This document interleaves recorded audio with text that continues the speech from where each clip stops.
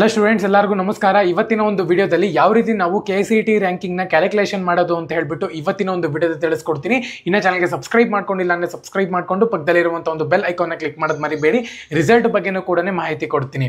So ಮೊದಲನೇದಾಗಿ ನಿಮ್ಮ ಒಂದು KCET ರ್ಯಾಂಕಿಂಗ್ನ ಕ್ಯಾಲ್ಕುಲೇಷನ್ ಮಾಡಬೇಕು ಅಂದರೆ ನೀವು PU ಎಕ್ಸಾಮ್ನ ಬರ್ತಿದ್ದೀರ ನೋಡಿ, ಅದರ ಒಂದು 50% ಮಾರ್ಕ್ಸು ಮತ್ತು KCETನ ಒಂದು 50%ನ ಕ್ಯಾಲ್ಕುಲೇಷನ್ ಮಾಡಬೇಕಾಗತ್ತೆ. ನೀವು ಈಸಿಯಾಗಿ ಕ್ಯಾಲ್ಕುಲೇಷನ್ ಮಾಡ್ಬೋದು, ಅದೇನು ಕಷ್ಟದ್ದೇನಲ್ಲ. ಮೊದಲನೇದಾಗಿ ನಾನು ಹೇಳಿದೆ ನೋಡಿ, PUದು 50% ತಗೋಬೇಕಾಗತ್ತೆ ಮತ್ತು KCETದು 50%. ಇದು 2025 KCETನ ಮಾರ್ಕ್ಸ್ ನೀವು ತಗೋಬೇಕಾಗತ್ತೆ. ವೇಟೇಜ್ 100% ಇರಬೇಕು. ಇದು 50, ಇದು 50. ಓಕೆ, ಇವಾಗ ಯಾವ ರೀತಿ ಕ್ಯಾಲ್ಕುಲೇಷನ್ ಮಾಡೋದು ಅಂತ ಹೇಳ್ಬಿಟ್ಟು ನೋಡೋಣಂತೆ.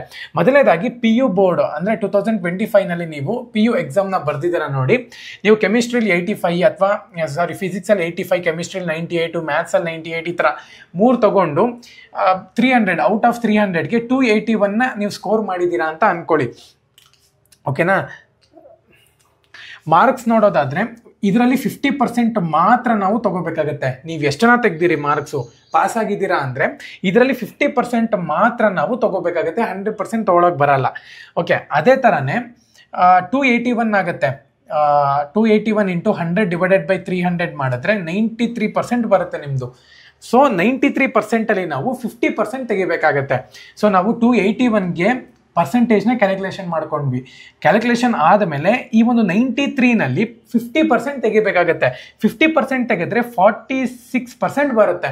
ಓಕೆನಾ? 46%. ಇದೇ ಥರನೇ KCET ಎಕ್ಸಾಮ್ ನಿಮ್ಮ ಒಂದು ರಿಸಲ್ಟ್ ಬರುತ್ತೆ ನೋಡಿ, ಆವಾಗಲೂ ಕೂಡ ಫಿಸಿಕ್ಸು, ಕೆಮಿಸ್ಟ್ರಿ, ಮ್ಯಾಥಮೆಟಿಕ್ಸ್ ಬರ್ದಿದ್ದೀರಾ ಅಂದರೆ ಔಟ್ ಆಫ್ 180ನಲ್ಲಿ 125 ನಾರ್ಮಲಾಗಿ ನಾನು ಒಂದು ಮಾರ್ಕ್ಸ್ನ ಬರ್ತಿದ್ದೀನಿ. ಇದನ್ನು ನಾವು 50% ತೆಗಿಬೇಕಾಗತ್ತೆ.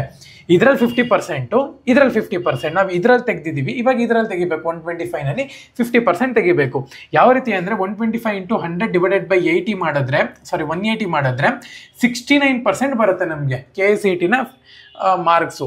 ಈ ಒಂದು 69ನಲ್ಲಿ ನಾವು 50% ತೆಗಿಬೇಕಾಗತ್ತೆ. ಸೊ 50% ತೆಗೆದ್ರೆ 34% ಬರುತ್ತೆ. ಈ ಒಂದು 34% ಮತ್ತು 46%ನ ನಾವು ಆ್ಯಡ್ ಮಾಡಿಕೊಂಡಾಗ 81% ಬರುತ್ತೆ.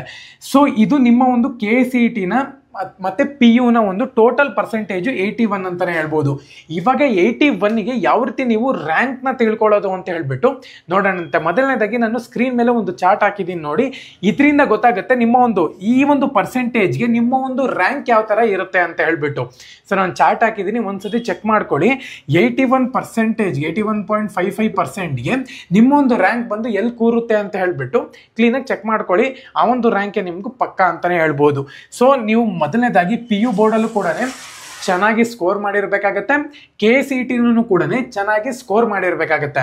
ಮಾಡಿದ್ರೆ ಮಾತ್ರ ನೀವು KCETನಲ್ಲಿ ಒಂದು ಒಳ್ಳೆ ರ್ಯಾಂಕಿಂಗ್ ತೊಗೊಳಕ್ಕೆ ಸಾಧ್ಯ ಆಗುತ್ತೆ. ಸೊ ಅದು ತುಂಬ ಇಂಪಾರ್ಟೆಂಟ್ ಅಂತಲೇ ಹೇಳ್ಬೋದು. ರ್ಯಾಂಕಿಂಗ್ನ ಚೆಕ್ ಮಾಡೋದು ತುಂಬ ಈಸಿ. ಪ್ರತಿಯೊಬ್ಬರು ಕೂಡ KCET ರಿಸಲ್ಟ್ ಬಂತು ಅಂತ ಹೇಳೋದಾದರೆ ರ್ಯಾಂಕಿಂಗ್ನ ಚೆಕ್ ಮಾಡ್ಕೋಬೇಕಾಗತ್ತೆ. ಸೊ ಈ ಥರ ಬರುತ್ತಷ್ಟೇ ನಿಮಗೆ. ಅವ್ರೇನು ರ್ಯಾಂಕ್ ಕ್ಯಾಲ್ಕುಲೇಷನ್ ಮಾಡಿಕೊಡಲ್ಲ, ನೀವು ಕ್ಯಾಲ್ಕುಲೇಷನ್ ಮಾಡಿಬಿಟ್ಟು ರ್ಯಾಂಕ್ನ ನೀವು ತಿಳ್ಕೊಬೇಕಾಗತ್ತೆ. ಅದಾದ್ಮೇಲೆ ರಿಸಲ್ಟ್ ಬಗ್ಗೆ ಕೇಳ್ತಿದ್ರಿ. 22ನೇ ತಾರೀಕು ಬಂದುಬಿಟ್ಟು ಕೇರಳದು PU ಬೋರ್ಡ್ನ ಸೆಕೆಂಡ್ PUCನ ರಿಸಲ್ಟ್ ಬರುತ್ತೆ. ಇದಾದ ಮೇಲೆ 24th ಅಥವಾ 25th ಬಂದುಬಿಟ್ಟು KCETನ ಒಂದು ರಿಸಲ್ಟ್ ಬರುತ್ತೆ ಅಂತ ಹೇಳ್ಬಿಟ್ಟು ಹೇಳಿದ್ದಾರೆ. ಅದನ್ನ ಕನ್ಫರ್ಮೇಷನ್ ಇಲ್ಲ, ಅದ್ರ ಬಗ್ಗೆ ಮಾಹಿತಿ ಕೊಡ್ತೀನಿ. ಇನ್ನೂ ಚಾನಲ್ಗೆ ಸಬ್ಸ್ಕ್ರೈಬ್ ಮಾಡ್ಕೊಂಡು ಬೆಲ್ ಐಕಾನ್ನ ಕ್ಲಿಕ್ ಮಾಡೋದು ಮರಿಬೇಡಿ. ಎಲ್ಲರಿಗೂ ಕೂಡ all the best. Jai Hind.